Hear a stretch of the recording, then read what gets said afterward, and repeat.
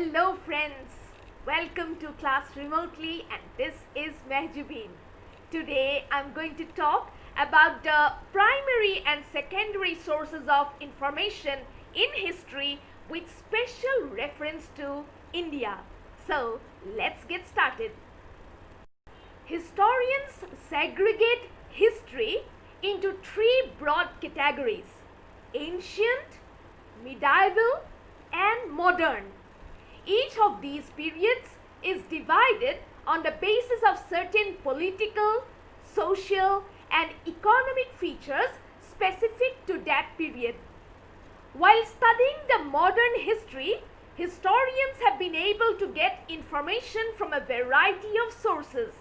This has been made possible because in the modern age, there is an abundance in the existence of sources to get knowledge from. These can basically be divided into two categories: primary and secondary sources. What are primary sources of information in history? Primary sources of information in history are original sources of information. On the other hand, the secondary sources of information are second-hand accounts of events. The primary sources of information are those which were created at the time of the event. These are sources which were created by the people who witnessed these events. These are direct accounts from people who had existed during that time period in history. In the case of secondary sources, the secondary sources of information are those that have been collected and put together by people who study the primary sources and interpret them and arrive at certain conclusions about the period.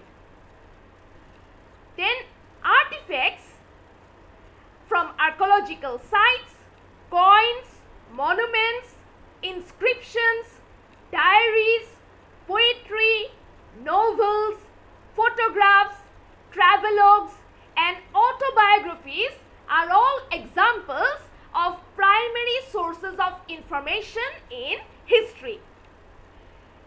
Secondary sources include textbooks, biographies, magazines, newspapers and movies about historical events.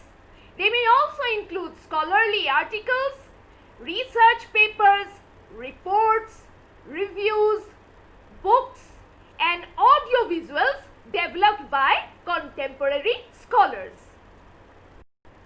Books, newspapers and magazines are important sources of information about modern Indian history. In the 15th century, the printing press was invented in Germany. However, in India, the common people began to use it only in the 18th century.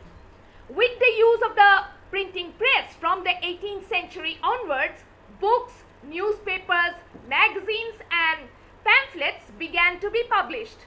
All of these are important sources of information for historians today. Books were not only printed in English but also in the regional languages. Biographies of important people were written.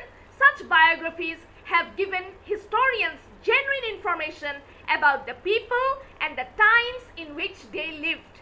For instance, Max Müller was an Orientalist of German origin who lived and studied in Britain for the major part of his life. Although he had never visited India, he studied Indian culture and wrote scholarly and popular books based on his India-related studies. Government documents are also very important sources of information about modern Indian history. During the time of British colonialism in India, the British officials were very disciplined as far as the task of maintaining proper records of all official transactions was concerned. Government orders, acts and other important decisions of the British government in India had to be recorded in a very systematic and organized way. As a result, the historians historians who are interested in studying about India's modern history have an abundance of official British documents, official letters and correspondence, survey maps, district gazettes and census records to refer to.